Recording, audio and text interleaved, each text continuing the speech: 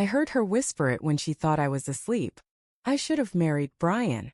The words slid into the dark like a knife, quiet but sharp enough to cut something deep inside me. For a moment I thought I'd dreamed it. Maybe my mind was playing tricks on me. But then I felt her shift beside me, her phone's glow flickering across the ceiling. A faint smile curved her lips. Not the tired kind she gave me lately, but a small, secret one. I lay still, every muscle locked, pretending to breathe evenly. Bryan. That name echoed through me like an old wound reopening. Bryan was my college roommate, my best friend. He'd been the funny one, the confident one. He was the guy who could charm anyone in a room. He dated Emma briefly before we ever got serious. And when they broke up, she came to me for comfort. That comfort turned into love. Or what I thought was love. But now, years later, lying beside her in the quiet glow of deceit, I realized maybe I'd just been the consolation prize. The next morning, I watched her make coffee, her hair tied up, humming softly as if nothing had changed. She noticed my silence. "You're awfully quiet today," she said, sliding a mug toward me. I forced a smile. "Didn't sleep well." "Nightmares again?" Something like that, I thought. Her phone buzzed on the counter.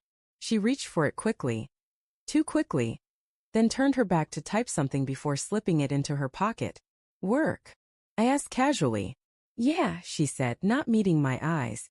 "Just a client thing." But I'd seen the name flash across her screen for a split second. Bryan. For days I said nothing. I needed to know for sure.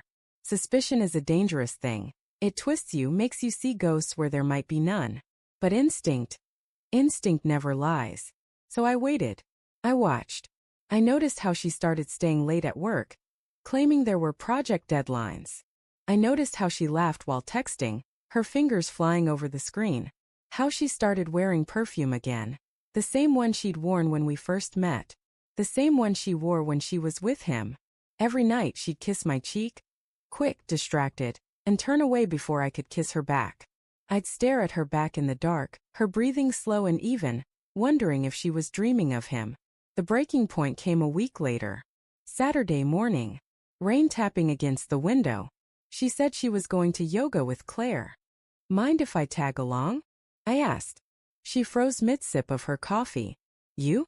Yoga?" I shrugged. "Could use the stretch." She laughed, but it didn't reach her eyes. "Maybe next time." When the door closed behind her, I waited 5 minutes, grabbed my keys and followed. She didn't head toward the yoga studio.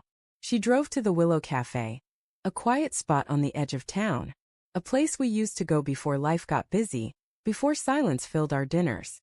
And there he was, Bryan, standing by the window, that same careless grin I used to admire.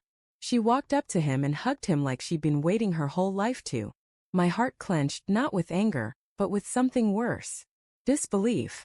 I sat in my car across the street watching them talk, laugh, lean in too close. Every gesture screamed familiarity, intimacy. When her hand touched his across the table, I looked away. Because that was my wife's hand. And I didn't want to see her give it to someone else. That night she came home smiling. "How was yoga?" I asked quietly. "Oh, great," she said, kicking off her shoes. "I feel so relaxed." "I bet you do," I said. She didn't notice the edge in my voice. Or maybe she did and chose to ignore it.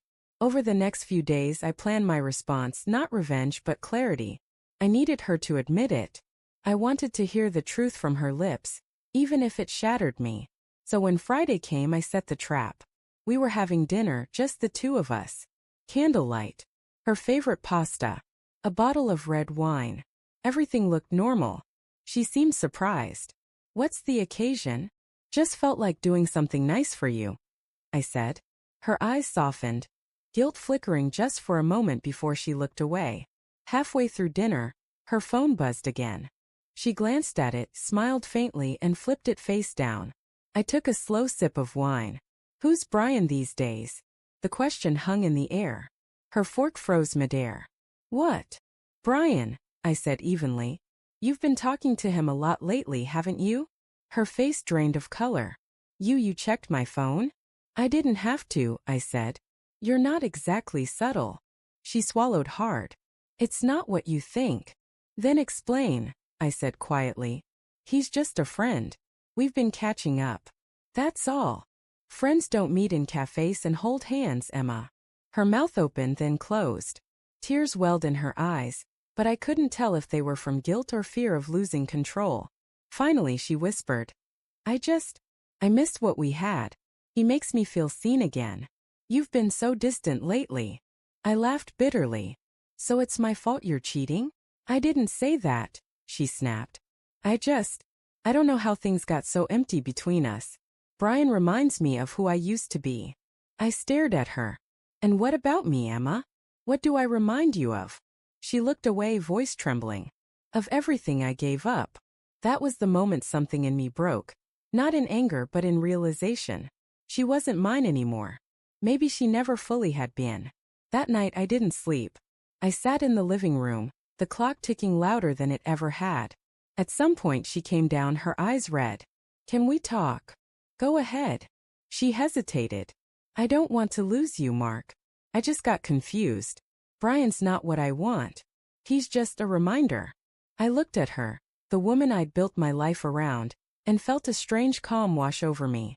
Do you love him? I asked. She hesitated. I don't know. Do you love me? Her silence was answer enough. I smiled, a small tired smile. Maybe you should figure that out. The next morning, she came down to find her bags neatly packed by the door. Mark, what is this? Space, I said softly.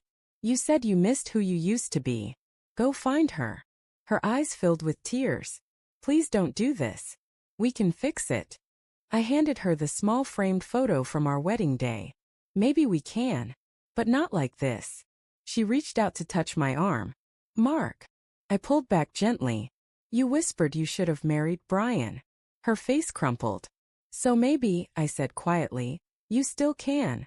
She left that morning. The house felt heavier without her, but also freer. For days I walked through silence. No perfume lingering in the hallway. No shared laughter from the kitchen. Just me and the echo of what once was. It hurt like hell. But somewhere beneath the ache, I felt something else, peace. Because betrayal, for all its pain, has a strange gift, clarity. It shows you who someone truly is. And who you've become trying to hold them. 2 months later I got an email. From Emma. Just a few words. You were right. I should have never whispered that. I lost the only man who truly loved me. I stared at the screen for a long time. Then I closed the laptop and walked outside into the evening air. The sky was turning orange, the world calm again. I smiled, not from bitterness but acceptance. Because sometimes the kindest thing you can do for someone who betrayed you is to let them live with the choice they made. And that's exactly what I did.